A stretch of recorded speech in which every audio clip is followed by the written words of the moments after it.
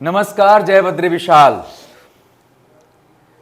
दोस्तों, आज मैं आपके सामने राय क्रिएटिव प्रोडक्शन की तरफ से आया हूं और हम एक नया शो स्टार्ट करने जा रहे हैं जिसका नाम है दिल से दिल तक। सिनेमा दिल से दिल तक।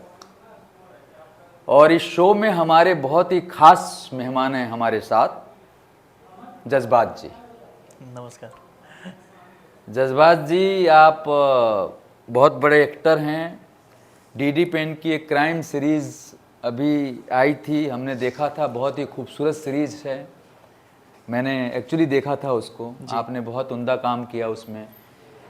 और एक मैं शुरुआत करना चाहता हूं आपके उस नाटक से जो मैं देखने गया था, मंडी हाउस।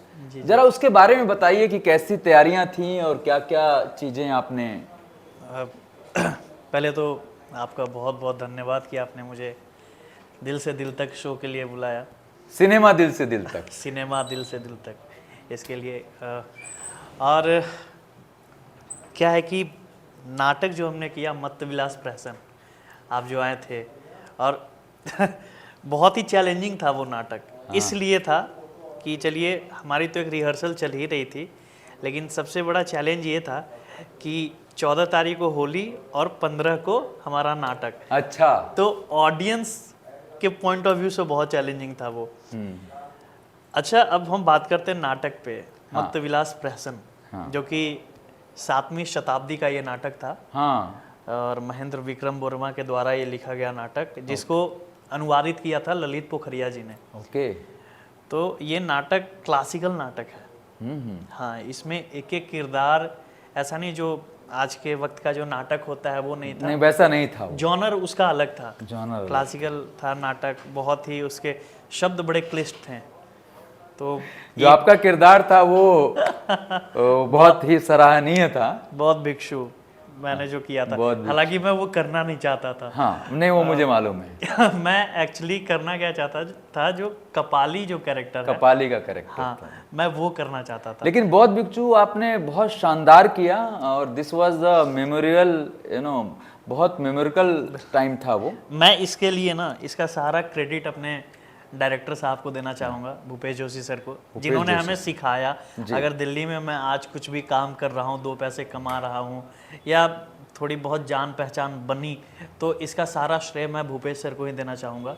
और वो नहीं, he is a very good director. जो उन्होंने वो कमाल का पूरा भरा हुआ था, मैंने देखा। और जो तालियां मिल रही थी, वो दर्शकों की जो प्यार मिल रहा था, वो कमाल। एक्चुअली वो नाटक ही है मदिरा के ऊपर। मदिरा के ऊपर। शराब जिस तरीके से उसमें जो कपाली है, वो किस तरीके से अपने वश में करता है लड़कियों को।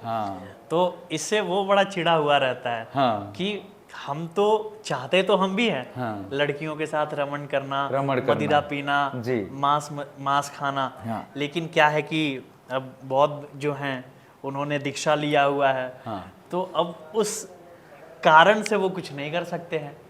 तो उसके अंदर ये वो कभी कभी चिड़चिड़ा हो जाता था। जो उसका जो बॉडी लैंग्वेज था, it was amazing once you go through that girl, and definitely वो जब लड़की के पास जाते थे तो मेरे अंदर का वो जो दिखता था ना, एक वासना जागती थी। या द एक्सप्रेशन यू डू। हाँ, इट वाज फैंटास्टिक। मैं अभी अपने मित्र से बात भी कर रहा था कि एक फिल्म अभी आई, सैयारा, वो देखी मैंने। बहुत अच्छी फिल्म थी। जी। और देख के आया तो मैंने मुंबई 1-2 लोगों को फ़ोन किया, अपने दोस्त को भी फ़ोन किया। मैंने कहा कि वो जो एक्टर है, चंकी पांडे के भाई के बेटे हैं शायद। अच्छा। He looks like you. अरे बाप रे। अरे, और पता नहीं क्यों मैं इनको भी बताया। एंड अब मेथड एक्टिंग की है उन्होंने। और उनके बारे में जो मुझे किसी ने बताया कि वो 7 साल तक वो पांडे जी कमरे में बंद थे। वो अपने आप को उस एक्टिंग के अंदर जो उन्होंने किरदार किया, अच्छा, वो डाल दिया। आपने नहीं देखी है शायद, मैंने देखी है। उसमें एक सीन एज ए क्रिएटिव, अगर मैं बातचीत करूं, एज एन एक्टर भी करूं या एज एन डायरेक्टर भी करें हमने, और भी लोगों से, हालांकि वो फिल्म रीमेक है। अच्छा, ऐसा नहीं कि ओरिजिनल कहानी थी, बट वो जो 2 एक्टर थे जी, मोहित सूरी तो खैर कमाल के डायरेक्टर हैं, तो आशिकी 2 बनाई उन्होंने, मर्डर बनाई, बहुत सारी चीजें बनाई, मगर मैंने वो देखा कि एक सीन में आपको व्याख्यान अगर करूं as an director, as an actor also, तो वो सीन है कि द मोमेंट लड़की को लेके आता है, सी इज अ राइटर, अच्छा, एंड वो बंदा थोड़ा सा आपका जो वो किरदार था बौद्ध भिक्षु का, और जो कपाली का था वो कपाली जैसा किरदार था, अच्छा। और वो आता है और वो उसको कहता है कि तुम लिखो, okay, the kind of studio is there, जैसे हमारा स्टूडियो है ये, हम लोग बैठ के यहाँ बातचीत कर रहे हैं जी। तो वो लड़की, उसका एक्सप्रेशन देखा मैंने, कैसे लिख दूं, अच्छा लिख दूं कैसे, ये इसके अंदर फीलिंग आएगी, फीलिंग की जरूरत होती है, जज्बात की जरूरत होती है, तुम्हारा नाम भी जज्बात है, ये कैसे हो सकता है। तो वो जो मोमेंट देखा मैंने जी, it was a memorable moment, and सारी फिल्मों में वो सीन्स होते हैं, और एक क्षण मुझे ऐसा लगा कि वो लड़का एक बैट खेल रहा है और वो लड़की उसको समझा रही है, अब उसको उसी तरीके से समझा रही है जैसा उसने उसको समझाया था। तो कहानी, हालांकि जैसे बहुत सारी रीमेक्स बनती हैं, भी किसी आई थिंक हमारे रमेश जी बता रहे थे कि किसी कोरियन फिल्म का वो था जी, मे बी मैंने उनसे बात की थी, उसका एक क्लिप देखा मैंने, बहुत ही प्यारा है वो बाइक के पास ऐसे उसके मुंह में सिगरेट होती है जी, और वैसे करके निकलता है अपना जैकेट, जो बांध लेता है जैकेट से, वो मेरे को बड़ा प्यारा लगा। This was a new thing, और बहुत ही, देखिए मैंने फिल्में देखी है ऐसी लाइक, मैं शाहरुख खान जी का बहुत बड़ा फैन रहा हूँ बचपन से, मैंने उनको देखा है ना, तो मैं अगर मोहब्बत, प्यार, ब्रेकअप, अगर जो भी देखना है और सीखना है ना, तो मैं उनसे बहुत ज़्यादा इंस्पायर्ड रहता हूँ। आप कल हो ना हो देख लो, क्या मूवी है, वीर ज़ारा देख जो माँ के कदमों में बैठ करके कि हमारे यहाँ का हर बेटा बिल्कुल मेरे जैसा हो या ना हो, लेकिन माँ आपके जैसी। तो वो जो बैठ के जो शॉट यश चोपड़ा जी ने लगाया, आप कल हो ना हो के वो डायलॉग है नैना जी, वो जो शायरी, जो पोएट्री लिखा हुआ है, अमेजिंग, क्या बात है, मतलब कि नैना मैं आंखें बंद करता हूँ तो तुम्हें देखता हूँ, आंखें खोलता हूँ तो तुम्हें देखना चाहता हूँ, जब तुम मेरे पास नहीं होती हो तो तुम्हें चारों तरफ महसूस करता हूँ, मेरी नैना को ढूंढती है, तुम इसे प्यार कहो, पागलपन या फिर मेरे दिल की धड़कन, मेरे लिए तो एक ही बात है ना, प्यार तो बहुत लोग करते हैं ना, लेकिन मेरे जैसा प्यार कोई नहीं कर सकता।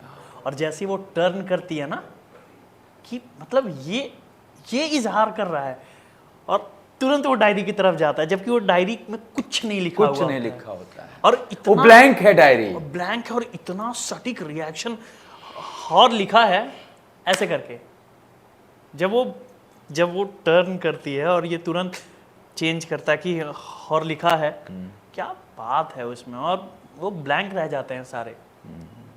तो मैंने तो वो देखा है, मैं तो सैयारा देख रहा हूँ, ठीक है, नहीं ठीक है, वो भी मोमेंट था। और यश चोपड़ा जी की तारीफ है, अब उन्होंने, यश चोपड़ा नहीं, करण जौहर साहब थे कि वो ब्लैंक देख रहा है, the moment he change, because उसको चाहिए था कि उस सैफ के करीब लेके जाए उसको। तो दिस वाज द टूटना मैंने देखा है देवदास में टूटना, कि हम तो अपने हिस्से की जिंदगी जी चुके हैं चुन्नी बाबू, अब तो बस सांसों का है ना। लेकिन तो, आपने दिलीप साहब वाली देवदास देखी क्या? नहीं, मैंने दिलीप साहब, हाँ, you must watch some time. जितने भी एक्टर हुए, क्योंकि हमारा शो है जो ये सिनेमा दिल से दिल तक, तो हम उन लेजेंड को पहले शो में कैसे भूल सकते हैं। अरे दिलीप साहब, मनोज कुमार साहब, राज कपूर साहब। दिलीप साहब की देवदास देखी मैंने जी, और सबसे अच्छी चीज उनके अंदर ये पाया कि मुगले आजम को बनने में पता नहीं 12 या 14 साल लगे थे, but if you go through with one scene, 12 साल पहले जो उन्होंने शूट किया रहेगा मधुबाला जी के साथ, वो 12 साल बाद भी वैसे ही दिख रहे हैं स्क्रीन पे। The dedication of the actor, ये मैंने सीखा। कई बार हम लोग बहुत छोटे होते हैं, हमारे मित्र ने एक बार बोला था कि सर आपका फेस थोड़ा बढ़ रहा है, तो मैं मैंने उसको ग्रहण किया और मैं घर गया, आपने बोला था, तो मैं घर गया और जा कर के मैंने सोचा कि मेरे दोस्त हैं और अगर कुछ कह रहे हैं तो बड़ी बात है। और उन्होंने एक बात और बोली थी कि आईना सब कुछ दिखा देता है सर। तो द मोमेंट आप उस आईने के सामने आते हैं और आप कहते हैं, आपका विजुअल दिख जाता है वहां पे, बिल्कुल, कि अच्छा, तब तक मुझे ये पता नहीं था कि फेस की भी एक्सरसाइज होती है। आपका तो ईश्वर ने खुद ही पतला बना दिया है, तो आपका तो आए भी तो पता नहीं चलता, लेकिन हम लोग माशाल्लाह शुरू से ही थोड़े से हरे भरे थे। आप जो ये बात बोल रहे हैं ना कि जी 12 साल पहले भी दिलीप साहब एज इट इज दिख रहे थे और 12 साल बाद भी जी। आप ये देखिए, पहले के ज़माने में ना लोग सिनेमा को, क्राफ्ट को जीते थे, आज नहीं है। जैसे पांडे जी ने जिया है सैयारा में, you must watch। मैं आपको एक चीज़ बता रहा हूँ, अगर ये फिल्म लगातार 12 साल तक चले, इसका काम 12 साल तक चले, तो मुझे नहीं लगता कि ये 12 साल बाद वो एज इट इज़ वैसे दिखेगी। मुझे भी नहीं लगता। मैं इसकी बात कर रहा हूँ। आज के वक्त में इतनी तेजी बढ़ गई है, आप ये क्यों नहीं देख रहे? आज लोग एक साल में 5-5 फिल्में कर देते हैं। हाँ, ये बात तो है। पहले लोग 5 साल में एक फिल्में बनती थी, है ना? एक साल में एक फिल्में आती थी किसी एक्टर की। डेडिकेशन था, उस किरदार को जीते थे। मैं बता रहा हूँ, मैं अभी एक मिरर एक्सरसाइज कर रहा था और कुछ नहीं, स्क्रिप्ट वगैरह कुछ नहीं, बस ऐसे आईने के सामने खड़ा हुआ और कुछ भी बोलता रहा कि क्या कर रहा हूँ मैं, क्या कर रहा हूँ, क्यों चाहिए था मेरे परिवार को एक बेटा, क्या कर दिया मैंने, हाँ क्या किया हूँ अभी तक, मैं अपने घर के लिए क्या किया, कुछ नहीं किया, क्या दिया मैंने माँ तुम्हें। तो ये जो अंदर से निकल के आती है ना चीज़ें, आप जब लाइनों पे चले जाते हो ना, तो आप सिर्फ लाइनों के बारे में सोचते हो। उस टाइम आपके लिए कैमरा संभालना बड़ा मुश्किल हो जाता है। लेकिन जब आप फ्लॉलेस चीज़ों को कहते हैं ना कि समझो, लाइंस क्या कह रही है ना, सब टेक्स्ट को समझो, सब टेक्स्ट को क्लियर करो। क्यों ज़रूरत होती है? जिससे कि आपके अंदर स्टीफनेस ना रहे, आप सिर्फ लाइनों में ना अटके रह जाओ। आप देखोगे बहुत सारे एक्टर को लाइंस मिल गए, लाइंस को रटे जा रहे हैं, मैं ऑन दिस स्टेज बता रहा हूँ, जो आपने मत्तविलास प्रहसन देखा नाटक, कितने क्लिष्ट शब्द हैं, बहुत क्लिष्ट। उसमें इम्प्रोवाइजेशन का कहीं गुंजाइश नहीं। लेकिन वहां पे मैंने पता है क्या किया है आपने? मैंने लाइंस को रोक के अपने एक्शन को चेंज किया। और देखा, आई सॉ दैट। मैं जो इस साइड से उस साइड लड़की के पास गया, फिर उसको देखा, फिर अचानक से वो जब खींचता तो मैं ऐसे से जो जाता हूँ, तो दैट इज इम्प्रोवाइजेशन। क्योंकि वो एक्टर को भी पता है कि इसको लाइन यहीं पे बोलना है।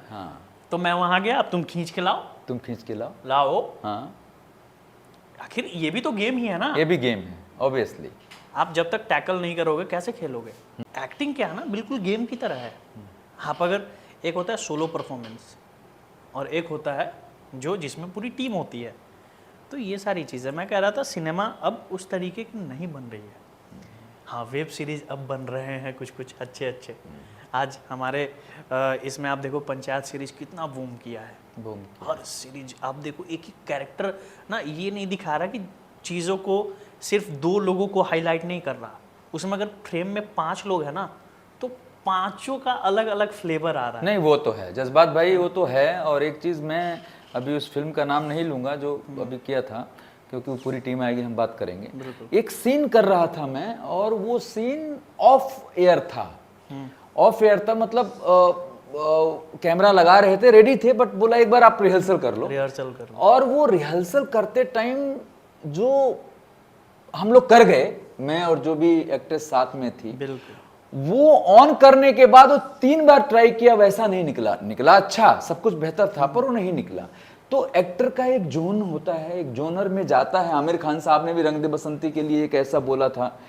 तो मैं ऐसा सिनेमा के लिए मानता हूँ जज्बात भाई, कि क्योंकि हमारा शो है सिनेमा दिल से दिल तक, तो एक प्रोड्यूसर होने के नाते, मैं एक क्रिएटिव भी हम लोग हैं, तो मैंने कभी भी अपने टीम को या किसी को ऐसा नहीं बोला बहुत जल्दी कर दो। दिन में तुम 2 शॉट भी लेते हो, बट वो वैलिड होने चाहिए।